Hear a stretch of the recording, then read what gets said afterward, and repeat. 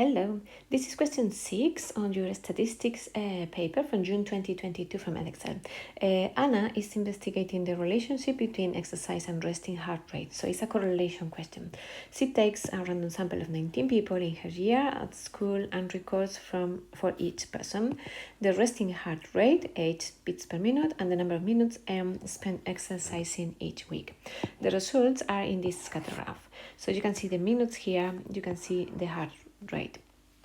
Interpret the nature of the relationship between H and M.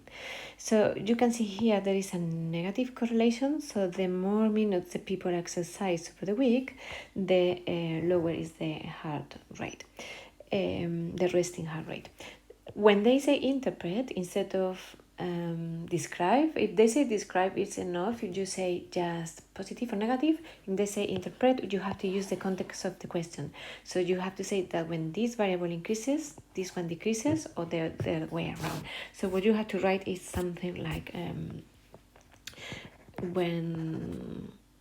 or as the minutes, as the number of minutes exercising per week increases, the heartbeat, the resting heartbeat decreases. Yeah, so remember that decreases. Yeah, so remember when they ask us to interpret, we have to give context. We have to use what this is and what this is. Yeah. Anna codes the data using this formula. So she's going to call X to log M and Y to log H. Product moment correlation coefficient is this one. This is the observed one. So this is they have calculated this with the data. And then we have to test, so it's a hypothesis testing question, whether or not there is significant evidence of negative correlation between X and Y. We have to state hypothesis clearly, 5% significant level, and state the critical value. So remember, when we do hypothesis testing with correlation, our hypotheses are going to be H0 is going to be always the coefficient correlation is 0, so product moment correlation coefficient is 0, which means no correlation, and H1 is wherever we need to prove. In this case, they suspect negative correlation, so we are going to write that rho is smaller than 0. Remember, we use this Greek letter R for the theoretic product moment correlation coefficient. So the way of doing this hypothesis testing with 5% of significant level is always with critical region. There is no other way of doing this question. So we have a table in the N, the number of observation is 19. We have a table in the formula booklet in which we enter with the significant level and M, and we have the critical value.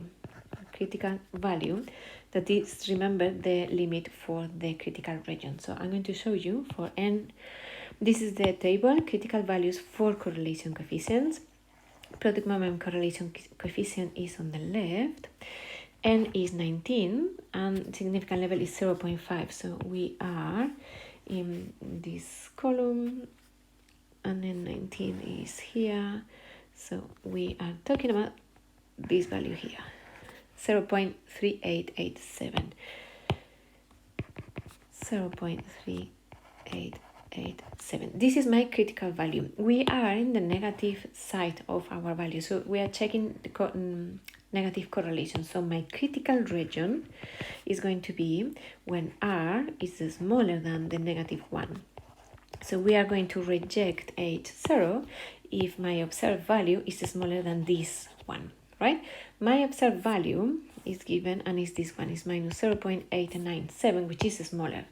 So minus 0.89, what was it, 97 is smaller than my critical value, which means is in the critical region. So R is in critical region, and therefore I have to reject H0, and accept H1.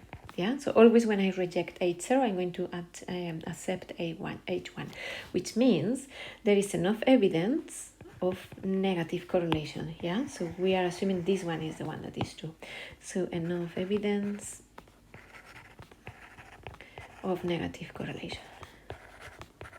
And remember, when you do negative correlation, when you do hypothesis testing, you always have to write a conclusion. Yeah. More, they say the equation of the line of best fit on y of y on x is this one. Yeah, so once we have coded our values, these values here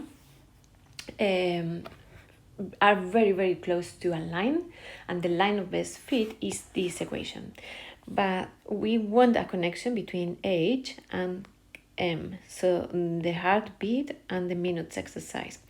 And we are going to start with this line of best fit between lm log of h and log of m. So what we are going to do is encode our values. So these are the coded ones, and we are encoding them until we have a relation between h and m. So y is log h, so I have that log h just going into my line. Log h is going to be minus 0.05 log m, so minus 0.05 log m plus 1.92. So this is my line, but in my line I substitute what x is and what y is, yeah, or y and x. And now I'm going to work with the logs properties until I get rid out of them, and I have just a connection between h and m, because at the moment I have a connection between log h and log m. So remember, I can write this as log h is going to be log m to the power of minus 0.05 plus, and remember, any number could be written as log of 10 to the power of that number. Yeah, so this is going to be 1.92, so I'm going to write this way, and I'm going to put these logs together. So remember, and I'm not writing the tens, well, I could, but you don't need to. When it's 10, it's okay if you don't write them. So I have log 10, and these two together are going to be multiplying, so I can write 10 to the power of 192 m to the power of minus 0.05. And if the logs, now I have log of something equal log of something, that means that the something and the something are equal. So h is going to be 10 to the power of 192 times m minus 0.05. And this is my connection between h and m. Yeah, now I have eliminated them, and they asked me to write the values of the constants. So now it looks like this one. A and k are constant to be found. So a is the coefficient at the front. So a is 10 to the power of 1.92, which is 83.176, and k is minus 0.05, my exponent. Yeah, and this is it with this question. We can round this, for example, to, let's say, 2 decimal places. So 18 to 2 decimal places, which looks better. Yeah, that's it.